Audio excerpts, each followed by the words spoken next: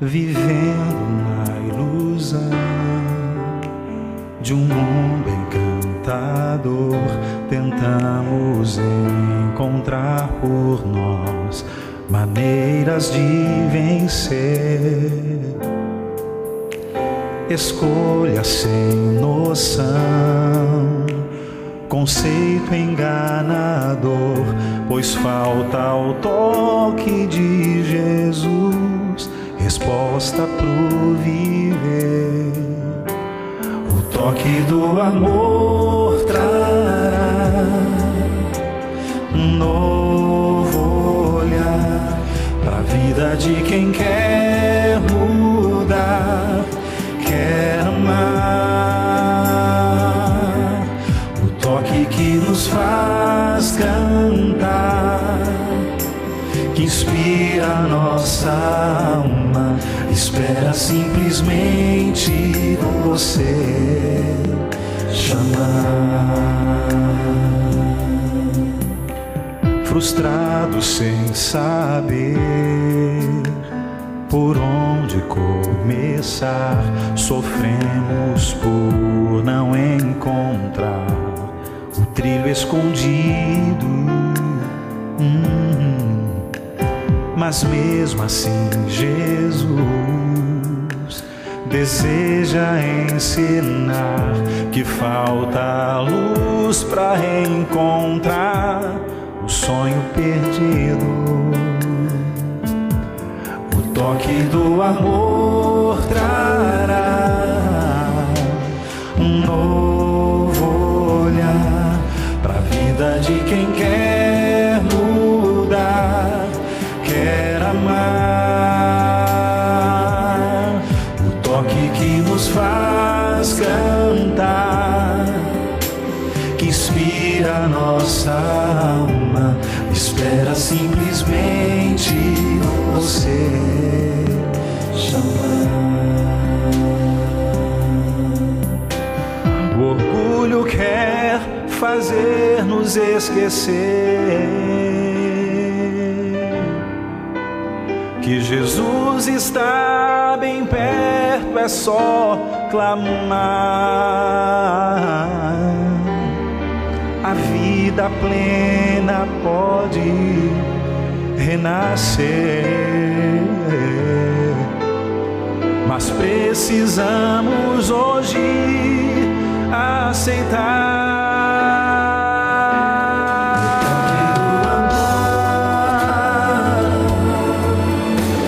um novo olhar para a vida de quem quer mudar, quer amar, amar. O toque que nos faz cantar, que inspira a nossa alma, espera simplesmente você chamar. Inspira a nossa alma, espera simplesmente você chamar.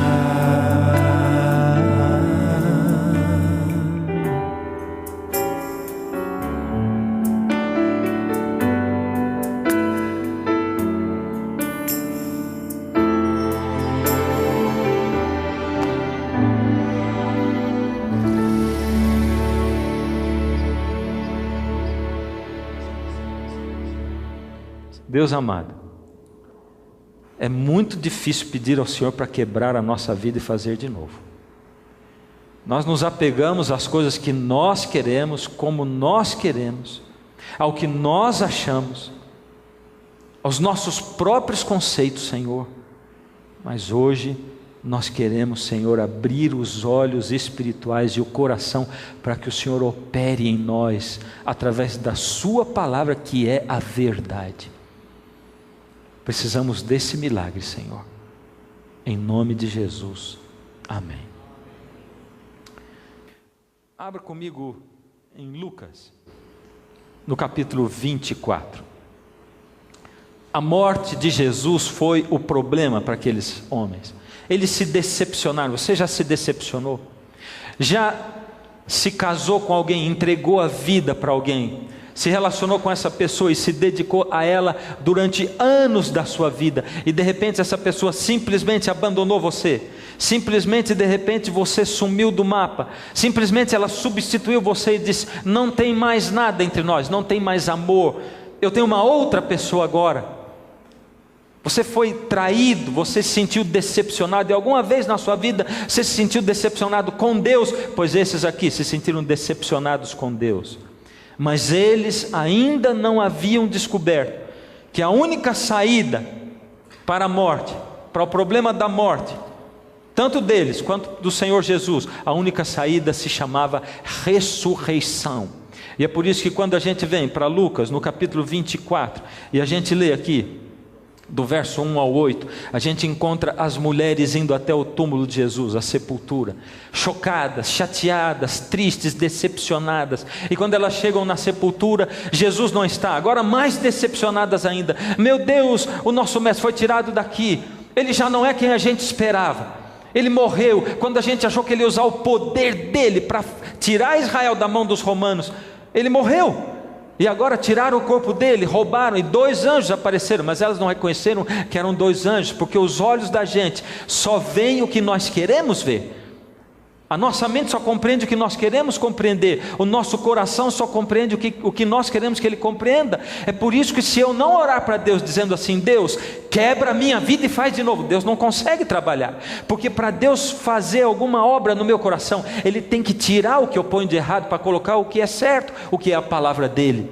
Então essas mulheres conversaram com os anjos. Verso 5 diz assim: estando elas possuídas de temor, baixando os olhos para o chão, eles lhes falaram: por que buscais entre os mortos ao que vive? Ele não está aqui, mas ressuscitou. Lembrai-vos de como ele vos preveniu, estando ainda na Galileia. Lembre disso aí, quando disse: importa que o Filho do Homem seja entregue nas mãos de pecadores e seja crucificado e ressuscite no 3º dia. Uau! Agora o Senhor Deus tinha uma mensagem diferente para eles falarem.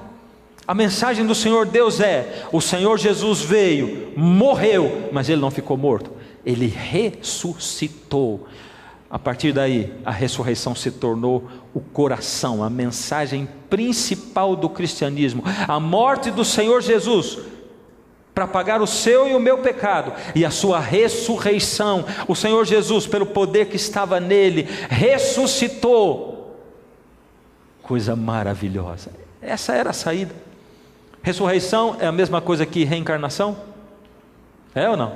Se você virar uma página do Lucas 24, você vai ver ali no finzinho, ali diz: Jesus aparece aos discípulos. Aí verso 36 diz: falavam ainda essas coisas quando Jesus apareceu no meio deles e lhes disse: paz seja convosco. Eles, porém, surpresos e atemorizados, acreditavam estarem vendo um espírito, sabendo que não existe espírito. Mas eles ficaram com tanto medo que eles acharam que era um espírito, coisa que eles sabiam que não existia. Mas ele lhes disse, Jesus disse: por que estáis perturbados? E por que sobem dúvidas ao vosso coração? Vede as minhas mãos. Vocês estão cheios de dúvidas. Por que vocês têm dúvida? Olhem para as minhas mãos, os meus pés, sou eu mesmo. Apalpai-me e verificai, porque um espírito não tem carne nem ossos, como vedes que eu tenho. Dizendo isto, mostrou-lhes as mãos e os pés.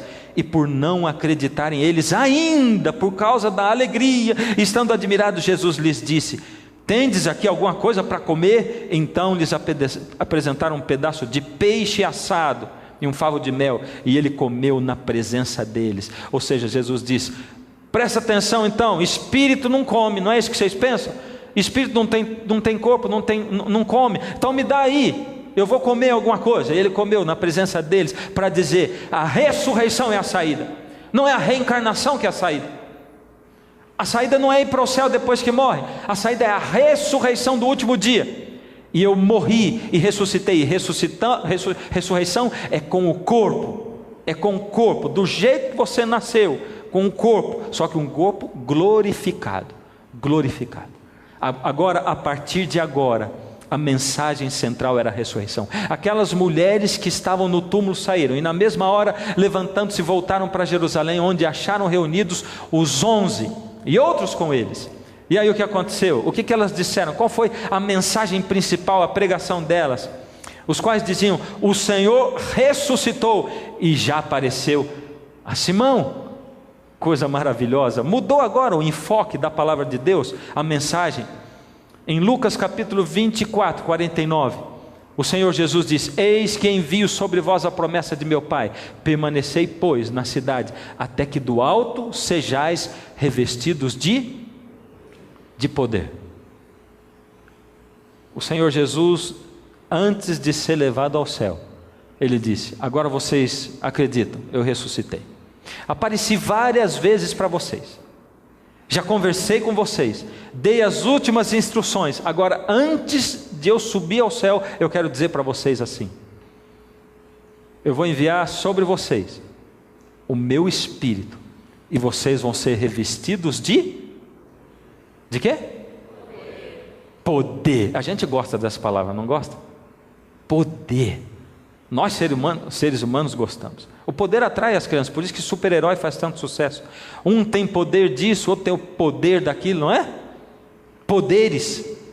Nós achamos que uma pessoa importante é quem tem poder. Mas que poder? De qual poder Jesus estava falando quando Ele disse: vocês aguardem aqui? Jesus estava falando de um poder especial. Que poder era? Eu não ouvi se falar nada. Bom, a Bíblia tem que responder. Como eu tenho dito, você não tem que acreditar em nada que eu falo. Tudo que eu falar, não acredite. Acredite só se estiver de acordo com a Bíblia. E a Bíblia que tem que responder, não sou eu nem é você. Ali em Lucas capítulo 3,16, disse João: Jesus chegou para ser batizado por João Batista. E João Batista, segundo Jesus, o maior de todos os profetas, disse: eu na verdade vos batizo com água, mas vem o que é mais poderoso do que eu, do qual não sou digno de desatar-lhe as correias das sandálias. Ele vos batizará com o Espírito Santo e com fogo. Olha, eu morri, ressuscitei. Agora eu preciso que vocês tenham poder. Poder para quê? Eu preciso que vocês tenham poder. Para vocês terem poder, e eu já vou dizer para que é o poder que eu tenho que dar para vocês, mas para vocês terem esse poder, não está em vocês. Não adianta vocês quererem de alguma outra maneira. O poder só vai vir sobre vocês de uma maneira: o Espírito Santo vai descer sobre vocês, e Ele vai batizar vocês com fogo. Como é que isso aconteceu? Antes de subir ao céu, Jesus deu a última mensagem. Ele disse: então os que estavam reunidos lhe perguntaram, Jesus conversando com os discípulos: Senhor, será este o tempo em que restaures o reino a Israel? Os discípulos ainda estavam pensando em restaurar o reino a Israel. Respondeu-lhes: não vos compete conhecer tempos ou épocas que o Pai reservou pela sua exclusiva autoridade, mas recebereis poder ao descer sobre vós o Espírito Santo, e sereis minhas testemunhas, tanto em Jerusalém como em toda a Judéia e Samaria e até aos confins da terra.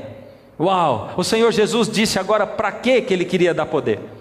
Vocês vão receber o Espírito Santo, e Ele vai dar poder para vocês serem minhas testemunhas. Para a gente poder ser testemunha de Jesus, tem que...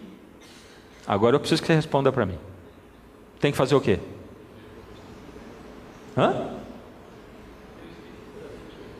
Eu preciso fazer duas coisas. Eu preciso pregar, mas para pregar eu preciso fazer uma coisa antes de pregar. Eu preciso viver. Porque não adianta nada eu falar uma coisa que eu não vivo. Se eu anunciar uma mensagem para alguém e a pessoa diz assim: mas você já viveu isso?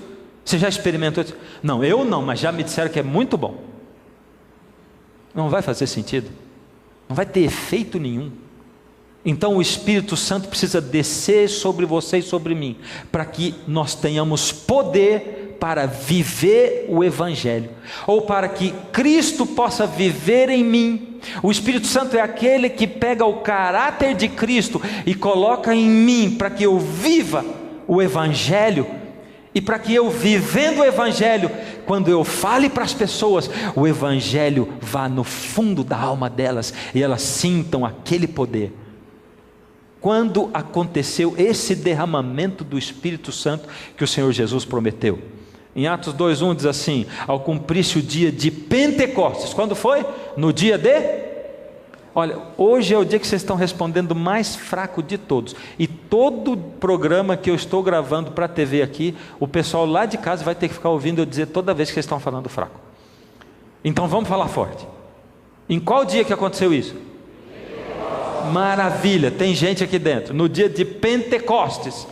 Era a festa religiosa, espiritual do Pentecostes. Estavam todos reunidos no mesmo lugar. E a palavra de Deus diz: de repente veio do céu um som como de um vento impetuoso, e encheu toda a casa onde estavam reunidos. E apareceram distribuídas entre eles línguas como de fogo, e pousou uma sobre cada um deles. Vento impetuoso, línguas como de fogo, pousou cada uma sobre cada um deles. Todos foram cheios do Espírito Santo e passaram a falar em outras línguas, segundo o Espírito lhes concedia que falassem. Vamos fazer um resumo do que aconteceu. Primeiro, um vento impetuoso, línguas de fogo, porque nesse momento eles estavam cheios do Espírito. Vento impetuoso, o Espírito os encheu e eles receberam o dom de línguas. E por causa do dom de línguas, eles começaram a pregar, a testemunhar. Antes disso, eles tinham ficado orando. O Senhor Jesus disse: permaneçam aqui. Eles permaneceram e oraram. A Bíblia diz que eles oraram unanimemente. Eles se ligaram um ao outro. Eles pediram perdão. Eles perdoaram uns aos outros. Eles exerceram o amor, que é a base de todo o Evangelho.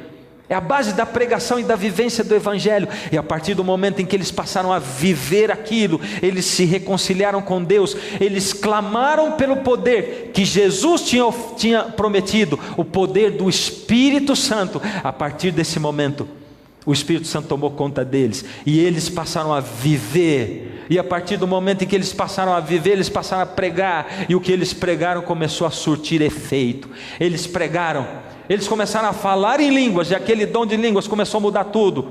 Ouvindo eles essas coisas, compungiu-se-lhes o coração. Esse era o povo que estava ouvindo a pregação de Pedro. Compungiu-se-lhes, que o coração deles foi tocado pela palavra pregada por Pedro. Perguntaram a Pedro e aos demais apóstolos: que faremos? Em outras palavras: tá bom, você pregou a mensagem para mim, você abriu a palavra de Deus, o Espírito de Deus que está em você falou comigo, porque eu abri o meu coração para o Espírito de Deus, e eu disse: Deus, se precisar o Senhor quebra a minha vida e faz de novo, eu estou nas tuas mãos. O que eu tenho que fazer agora? Como eu posso continuar vivendo? Essa não é a pergunta de muitos de nós quando nós encontramos Jesus. Mas o que eu tenho que fazer agora? O que eu tenho que fazer para sentir no meu coração isso que você sente? O que eu tenho que fazer no meu coração para ter a fé que você tem? O que eu tenho que fazer para seguir a Jesus como esses homens seguiram, como outros seguem? O que eu tenho que fazer? Aí respondeu-lhes Pedro: arrependei-vos e cada um de vós seja batizado em nome de Jesus Cristo para a remissão dos vossos pecados, e recebereis o dom do Espírito Santo. Se vocês fizerem isso, se vocês se arrependerem, se vocês forem batizados, aí vocês também vão poder receber o dom do Espírito Santo. Só o batismo não é o suficiente. O batismo, na verdade, é a cerimônia de casamento com Deus. Quando eu declaro diante de todo mundo a quem eu pertenço. Porém, para que Cristo viva em mim, para que eu possa ter uma visão correta de quem é o Senhor Jesus, e para que Ele possa viver através de mim, para que eu seja usado como membro do corpo de Cristo, eu preciso do batismo do Espírito Santo. Depois do casamento vem a lua de mel. A lua de mel é quando o casal se conhece intimamente.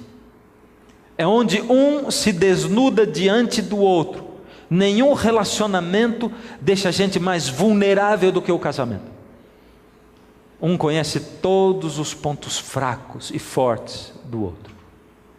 Você está totalmente vulnerável. E às vezes a gente tem medo, às vezes a gente fica tremendo quando se decepciona em um relacionamento. A gente tem medo de se entregar de novo. E a gente diz: eu não vou ser tão sincero com essa outra pessoa.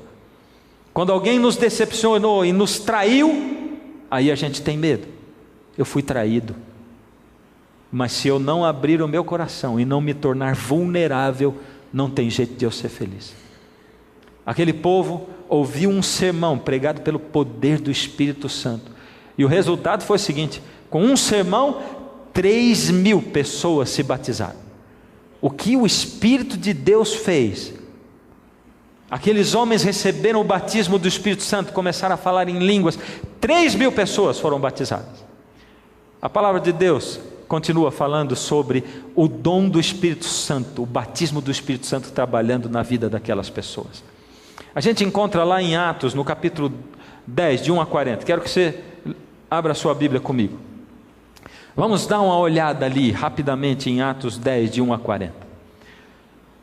Agora Deus quer que o Evangelho seja pregado a toda língua, a toda nação, indistintamente. E tinha pessoas aqui que não eram judeus, e Deus queria mostrar, mas ainda havia um preconceito muito grande por parte dos judeus. Deus tinha que mostrar claramente. E aqui começa dizendo: o centurião Cornélio, do verso 1 em diante, morava em Cesareia um homem de nome Cornélio, centurião da corte chamada italiana, piedoso e temente a Deus com toda a sua casa, e que fazia muitas esmolas ao povo, e de contínuo orava a Deus. Aí vai falando sobre Cornélio, como ele era temente a Deus, como ele era um homem de comunhão, como ele era um homem que lá no fundo do coração dele, ele desejava ter uma relação com Deus plena. Ele só não era judeu, mas ele desejava aquilo, ele não sabia como. E eu vou dizer para você um negócio: é promessa do Senhor Deus, é promessa dele, e ele cumpre a sua promessa. Ele não vai deixar nenhuma alma sincera desamparada sem saber a verdade nesse mundo. No momento em que você clamar ao Senhor Deus e disser: ó Senhor, eu quero conhecer a tua verdade, nem que não tenha ninguém para explicar para você, se você tiver a palavra de Deus na sua mão, o Senhor vai guiar você. E se você morar num país onde ninguém tem a Bíblia, o Senhor Deus vai dar um jeito de mandar alguém que bata na porta da sua casa e fale de Jesus para você. O Senhor não vai deixar nenhuma alma desamparada nesse mundo. Aqueles que desejam conhecer a verdade, o problema é que a maioria de nós não quer conhecer a verdade, porque a verdade choca. A verdade choca com os nossos conceitos, com aquilo que nós pensamos, o que nós achamos, o que nós queremos. Esse é o problema. E nós preferimos, simplesmente preferimos viver na ignorância do que saber. Um amigo meu, uma mãe idosa, aquela senhora já de 70 anos, que se orgulha de nunca ter ido ao médico. Sabe como é que é? Nunca foi ao médico, mas ela começou a ter uns sintomas meio terríveis, e tiveram que arrastar a mãe dele para o médico. Arrastaram, porque ela não queria ir de jeito nenhum. Levaram ao médico, e quando chegou lá no médico, quando voltou do médico, depois de fazer os exames, ela disse: está vendo? É por isso que eu não gosto de ir em médico. Eu nunca fui e sempre tive saúde, agora foi só ir, já me arrumou um monte de doença, está vendo?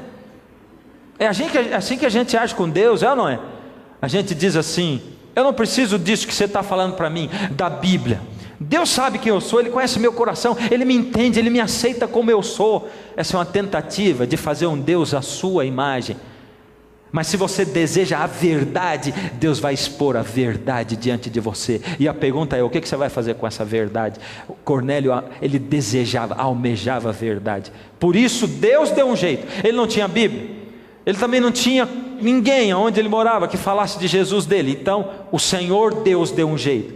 E o que o Senhor fez? Pedro estava numa outra cidade, e aqui a história conta. No dia seguinte, primeiro, Cornélio estava na casa dele, quando o Senhor Deus falou com Cornélio, e pediu para ele mandar 2 mensageiros, para se encontrarem com Pedro, e falou exatamente o endereço onde Pedro estava, para trazer Pedro para pregar para eles. Ele estava a 1 dia de distância, de viagem, e Pedro estava lá, mas Pedro ainda era preconceituoso, tinha lá os preconceitos que Deus tinha que ir tirando dele. Por isso Deus tinha que preparar o cenário. Está um dia, então vou falar antes. Manda lá, manda os servos seus para buscar Pedro. Você não quer saber a verdade? Pois eu vou contar para você a verdade. Pedro vai contar para você. Busca lá o meu servo. E ele vai vir, o mensageiro. Ele tem o poder do Espírito. Agora ele vai vir falar com você.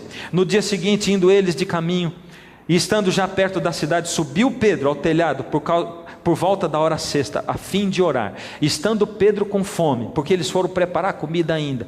De repente Pedro teve uma visão e baixou um lençol cheio de animais imundos. A Bíblia diz o que nós podemos e não podemos comer para termos saúde, devemos ou não. Se você quer ter saúde, leia o que a Bíblia diz. E por isso os judeus não comem um monte de animais que um monte de gente come e despreza. Por isso eles têm mais saúde do que os outros também. Então Pedro não comia e desceu todos esses animais que a Bíblia chama de imundos. E Deus dizia para ele: come, mata e come. E Pedro dizia: não, eu não posso. E uma vez, e duas vezes, e três vezes desceram aqueles animais. E Pedro dizia: eu não posso comer. E não comeu.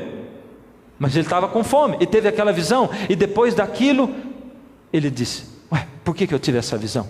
Por que Deus me mandou matar esses animais imundos e comer? Daqui a pouquinho, chegaram aqueles emissários da casa de Cornélio para chamar Pedro.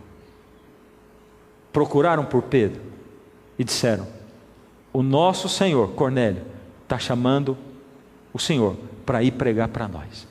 Deus tinha dito no finalzinho da visão de Pedro: olha, você não tome por imundo aquilo que eu não tomo por imundo. Presta atenção. Deus indicou para Pedro que era para Pedro ir com eles, e Pedro foi com eles, e foram embora. Dormiram ali e foram embora no outro dia. Chegaram agora na casa de Cornélio. Que coisa maravilhosa. Deus deu uma visão para Cornélio, mandou os seus emissários, deu a visão para Pedro, dizendo para aceitar, para ir para lá, para um povo que não era judeu. E olha o que acontece. Aconteceu que Pedro, ao entrar, lhe saiu Cornélio ao encontro, a pessoa desejosa de ouvir a palavra de Deus, com o emissário de Deus. E prostrando-lhe aos pés, o adorou. Mas Pedro o levantou, dizendo: ergue-te, que eu também sou homem. Falando com ele, entrou, encontrando muitos reunidos ali, a quem Pedro se dirigiu, dizendo: olha só a história do preconceito. Vós bem sabeis que é proibido a um judeu ajudar ou mesmo aproximar-se de alguém de outra raça. Mas Deus me mostrou que nenhum homem nós devemos considerar a nenhum como imundo. Deus mostrou como? Através da visão. Se você deseja encontrar Deus, Deus vai dar um jeito. E Pedro pregou para eles e expôs a palavra do Senhor a eles. Agora, o que aconteceu? Está aí na sua Bíblia, só você continuar lendo.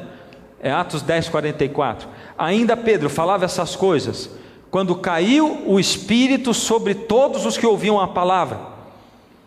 E os que foram, e os fiéis, que eram da circuncisão, que vieram com Pedro, admiraram-se, porque também sobre os gentios foi derramado o dom do Espírito Santo.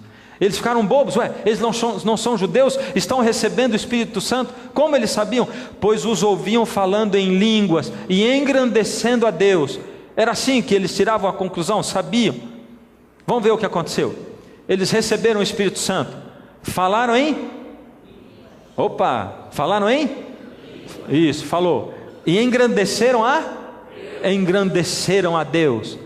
Ou seja, nos dois casos, lá em Atos 2, e agora, em Atos 10 também, está manifesto aí o dom de línguas. O dom de línguas é bíblico ou não? É bíblico ou não? Sim, é bíblico. O dom de línguas é bíblico, está aí na Bíblia, não há como negar. Agora tem uma pergunta: como era o dom de línguas? Como era? Como ele se manifestava? Aqui agora eu quero parar um pouquinho. E eu quero dizer a você o seguinte: as coisas andam bem até o momento em que a gente pensa igual, não é verdade? No momento em que a gente pensa diferente, elas começam a ir mal. Por isso eu tenho dito a você, querido, o que você está disposto a seguir? Seus pensamentos? Aquilo que você aprendeu de pequeno? Está disposto a seguir o quê? Uma igreja? Pessoas? Um pastor? Ou você está disposto a ouvir a verdade e viver a verdade na sua vida? Você prefere o quê? Por isso eu digo para você: para de escutar o que os pastores falam na TV, para de escutar o que os padres falam na TV, para de escutar o que eu falo na TV. Quando você escutar, vai na Bíblia, compara o que eles falam, compara o que eu falo. Aí você vai ver a verdade e não seguir por nenhum de nós, a não ser pela palavra de Deus.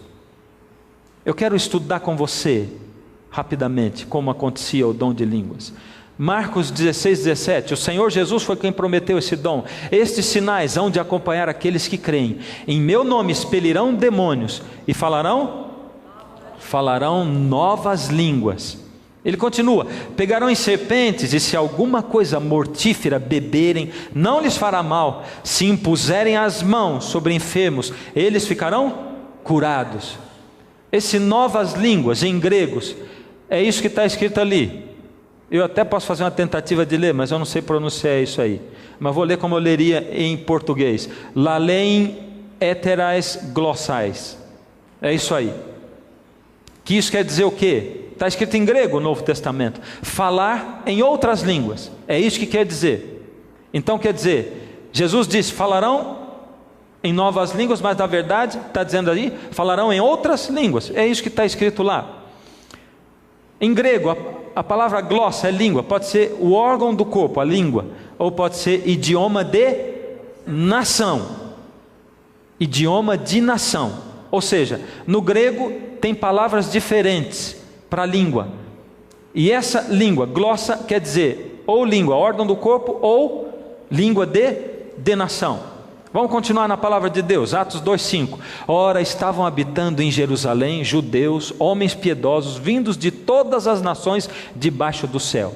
Nós estamos lendo um texto agora que está descrevendo o auditório que ouviu a pregação de Pedro, quando os discípulos receberam o dom do Espírito e começaram a falar em línguas, e quando aqueles 3.000 foram batizados. Esse é o auditório. Quem era o auditório?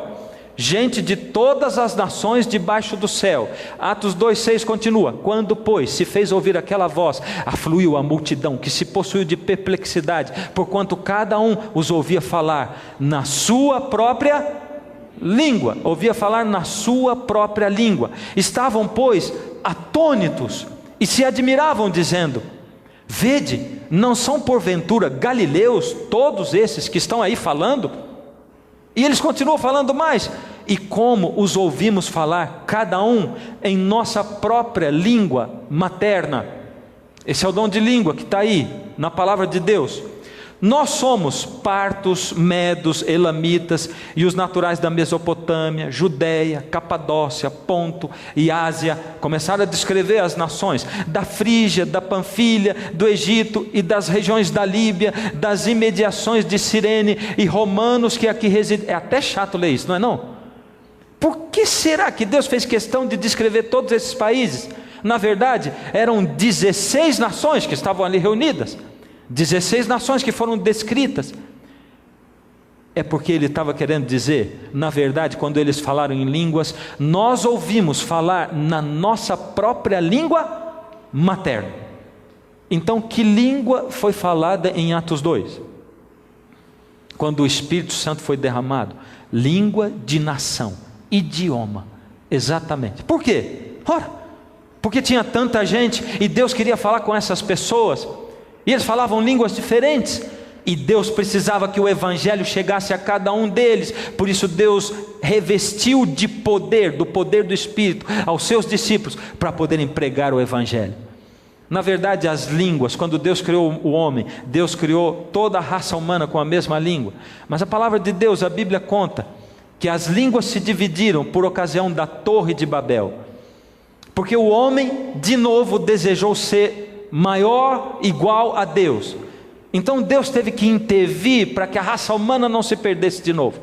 O Senhor Deus teve que intervir para salvar a nossa vida e para dar oportunidade a você e a mim de estarmos aqui hoje.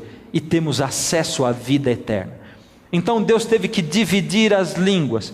O que acontece? Vamos fazer o seguinte: ali na Torre de Babel, quando Deus fez aquela chamada confusão de línguas, Deus, vamos usar uma linguagem tecnológica, Deus na verdade, Ele usou o seguinte: Ele tinha lá um programa de computador que Ele tinha instalado no cérebro do ser humano, que se chamava linguagem comum, ou seja, todo mundo tinha uma linguagem comum, a mesma língua, o mesmo idioma. Deus teve que na Torre de Babel tirar esse programa de computação do nosso cérebro, do cérebro dos seres humanos, e instalou ali um outro programa que se chamava linguagem específica ou língua nativa. Deus substituiu, tirou um e colocou outro. E agora para grupos, para famílias, e as famílias começaram agora a falar em línguas diferentes. A minha família toda, a mesma língua, mas quando eu ia falar com a família do outro, eles falavam em outro, e um pediu tijolo e tal, e ninguém conseguia entender nada.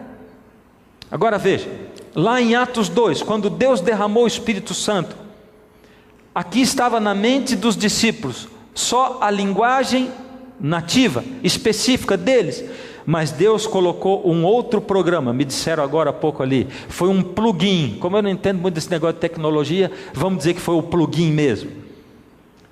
Um plugin, um outro programa, que era o multi-idiomas.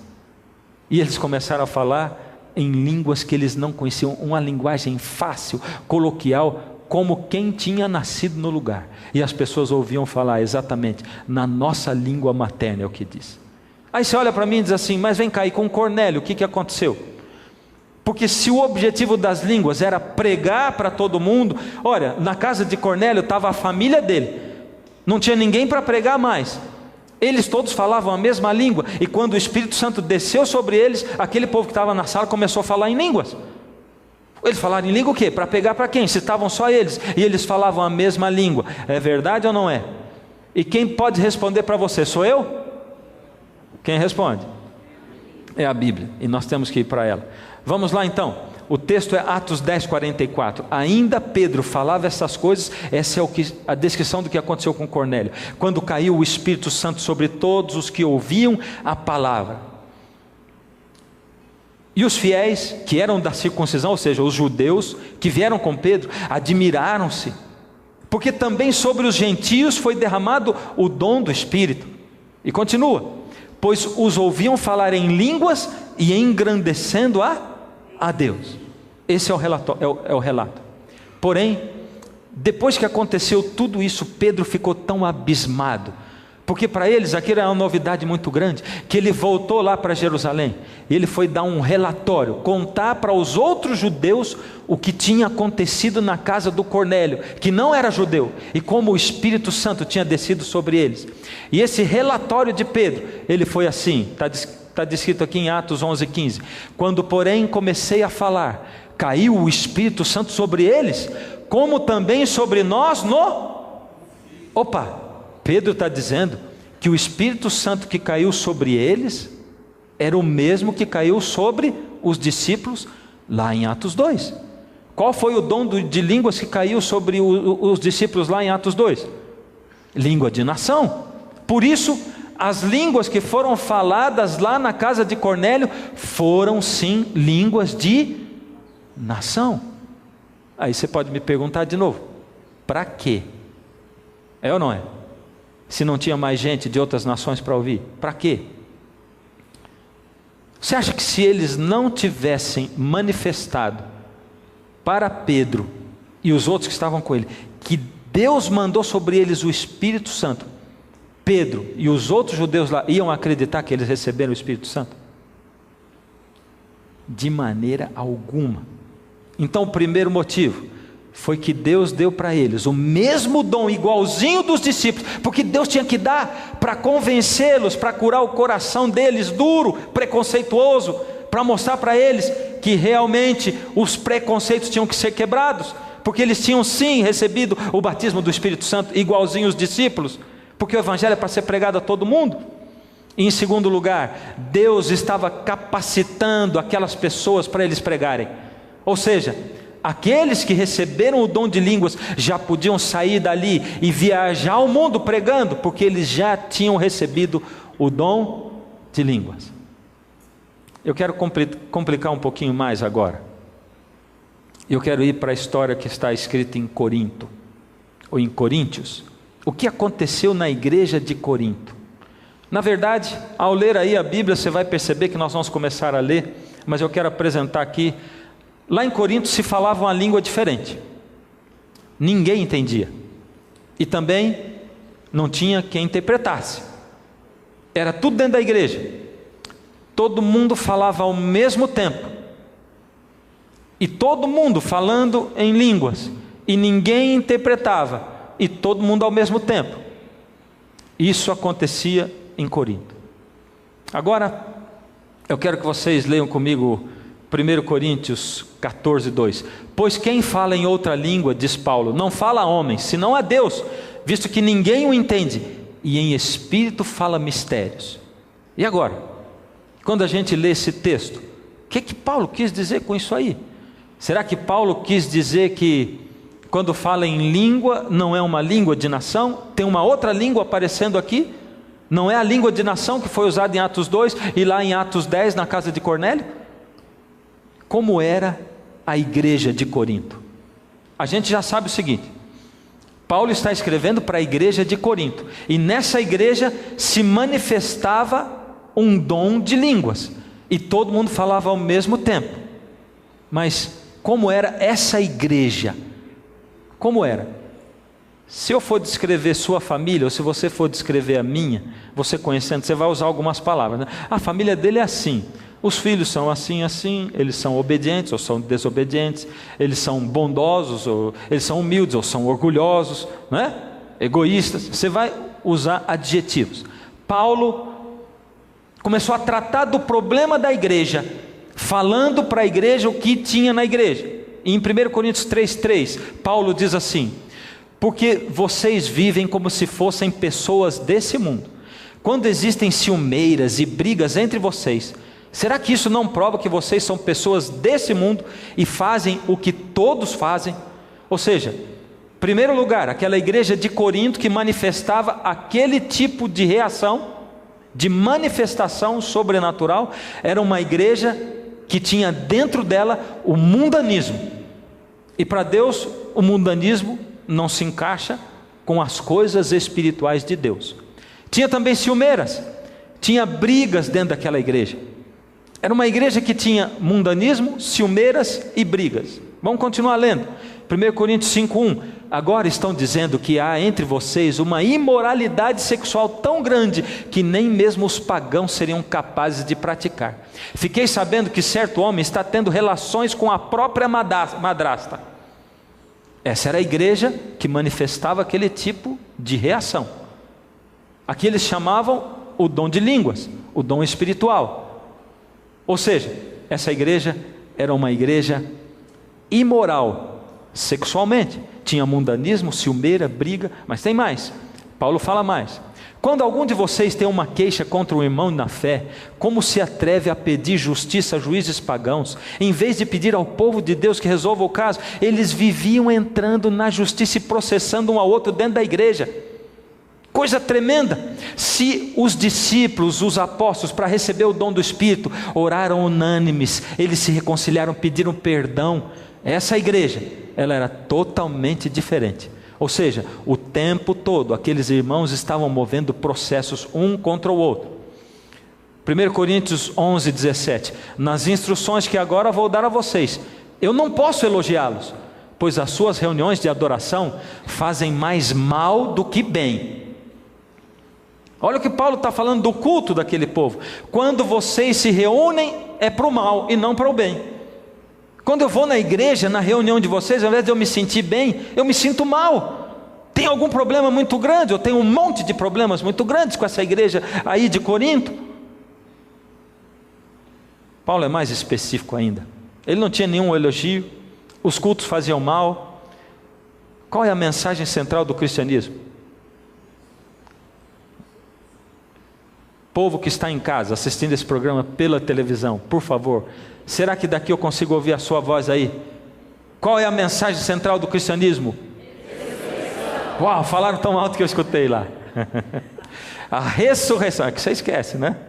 É a ressurreição. Olha o que Paulo fala deles agora, para eles.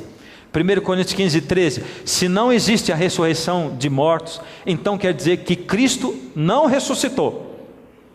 E se Cristo não foi ressuscitado, nós não temos nada para anunciar. E vocês não têm nada para crer. E mais ainda, nesse caso estaríamos mentindo contra Deus, porque afirmamos que Ele ressuscitou Cristo. Mas se é verdade que os mortos não são ressuscitados, então Deus não ressuscitou Cristo. Porque se os mortos não são ressuscitados, Cristo também não foi ressuscitado. E se Cristo não foi ressuscitado, a fé que vocês têm é uma ilusão, e vocês continuam perdidos nos seus pecados. Se Cristo não ressuscitou, os que morreram crendo nele estão perdidos. Em outras palavras, a igreja de Corinto não somente tinha o mundanismo dentro dela, ciumeiras, não somente eles eram imorais, não somente eles tinham brigas, não somente o culto deles era ofensivo a Deus, como eles também não acreditavam na ressurreição de Cristo, que é a mensagem principal do Evangelho. E era essa igreja que se manifestava daquele jeito, fazendo o culto daquele jeito. Isso me arrepia, queridos, arrepia o meu coração, minha alma. Paulo teve que dizer a verdade para aquela igreja. E eu, queridos, dizer para vocês, desde o começo dessa semana eu estou orando a Deus, e hoje mais do que nunca, para que Deus me desse assim, o Espírito Santo, para que Ele fizesse colocar Cristo dentro do meu coração, para que eu pudesse falar as palavras com o amor que Cristo falaria para os seus queridos, que creem diferente da palavra de Deus, e que vivem diferente da palavra de Deus, com sinceridade de coração. E eu sei, querido, que muitos sinceros, muitos, vivem de uma maneira diferente daquilo que a palavra de Deus está apresentando aqui. Paulo foi direto, e ele disse o seguinte: o meu ensinamento e a minha mensagem não foram dados com a linguagem da sabedoria humana, mas com provas firmes do poder do Espírito de Deus. Eu quero fazer uma pergunta para você. Aquela igreja de Corinto tinha o batismo do Espírito Santo? Como os apóstolos receberam lá? Como foi feito com Cornélio? Tinham? Se você tem dúvida, Paulo teve que dizer claramente para eles, e ele disse: porque vocês suportam com alegria qualquer um que chega e anuncia um Jesus diferente daquele que anunciamos, e aceitam um Espírito e um Evangelho completamente diferentes do Espírito de Deus e do Evangelho que receberam de nós. Paulo disse claramente: esse Espírito que está entre vocês, fazendo essa coisa aí, se manifestando dessa maneira que vocês acham, ele é um espírito diferente daquele que nós temos e que nós pregamos, porque vocês têm até um Jesus diferente do nosso. Eu não estou querendo dizer que você que manifesta alguma coisa parecida com as pessoas, você não tem o mesmo espírito. Eu não estou querendo dizer que você não é de Cristo. Eu não estou dizendo que você não é sincero, mas eu estou dizendo que você tem que olhar para você mesmo, tem que olhar para o espelho, mas você tem que olhar para Deus, pedir o Espírito Santo, dizer: Senhor, eu abro o meu coração para o Senhor colocar aí o seu bisturi, abrir o meu peito, e se preciso for, faz uma cirurgia, arranca o meu coração e coloca um coração de carne aí. Me ajuda, Senhor, a abrir a minha mente para aceitar a Tua verdade, ao invés de ficar apegado naquilo que eu estou apegado, porque pode ser sim, que o Espírito que está aí não seja o mesmo Espírito. Pode ser. E eu não tenho outro jeito de falar isso para você.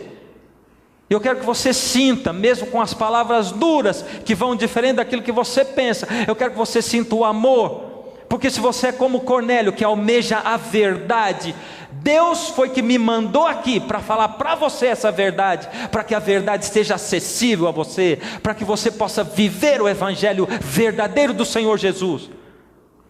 E se a verdade está chegando até você, pergunte a Deus: como eu posso saber então Com que manifestação? Qual é a manifestação para eu saber se eu fui batizado pelo Espírito Santo ou não?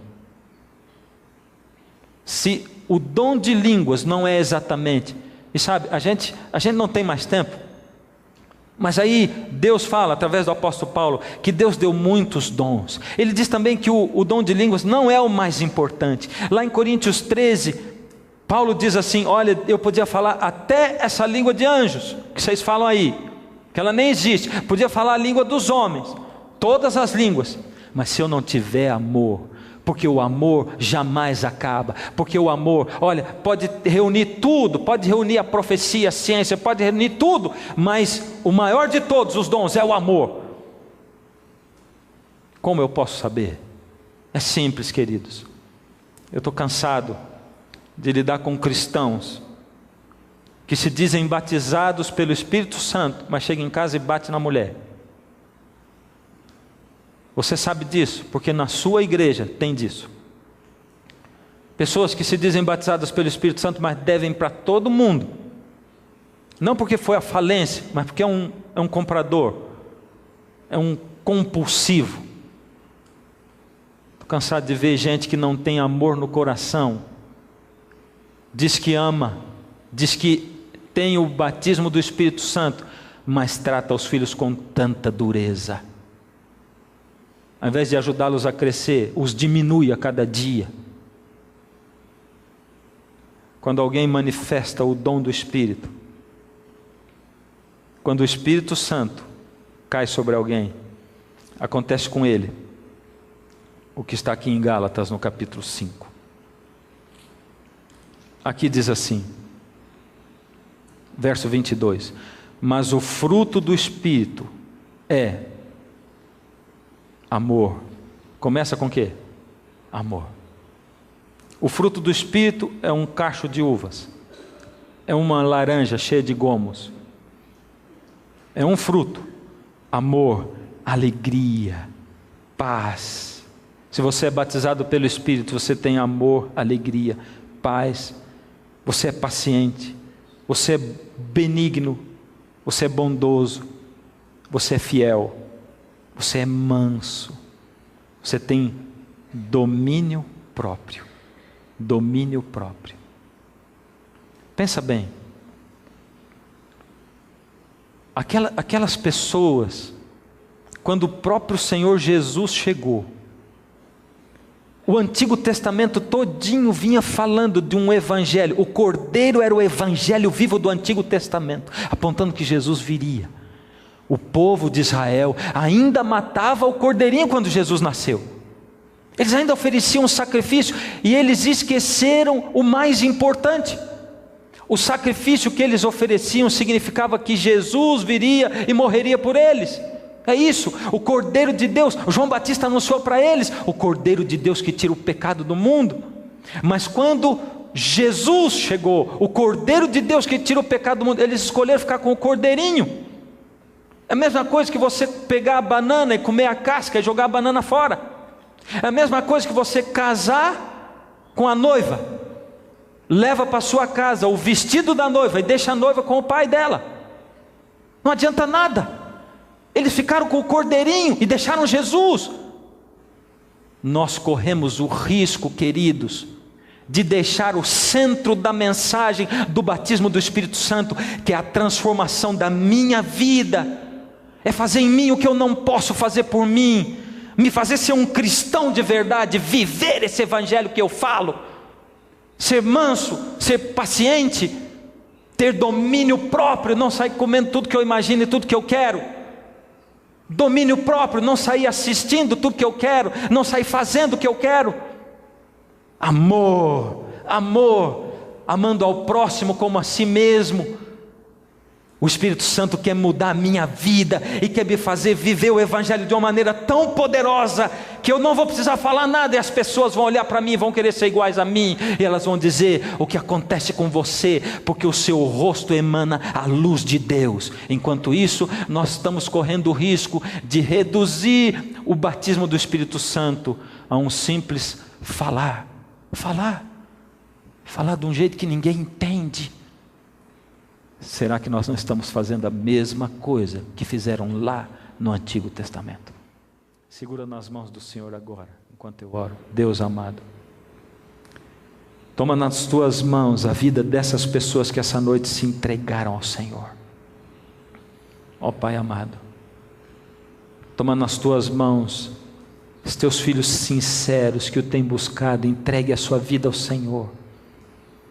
E que de algum momento, tomados pela emoção, pelo grupo dentro da sua igreja, se acostumaram a manifestar um dom do Espírito, que a tua palavra claramente diz que não é assim, mas de outro jeito. Vai ser difícil para eles, Senhor, mas a esses seus filhos sinceros, coloca a tua mão nesses corações e transforma-os. Nos entregamos ao Senhor nessa noite, em nome de Jesus.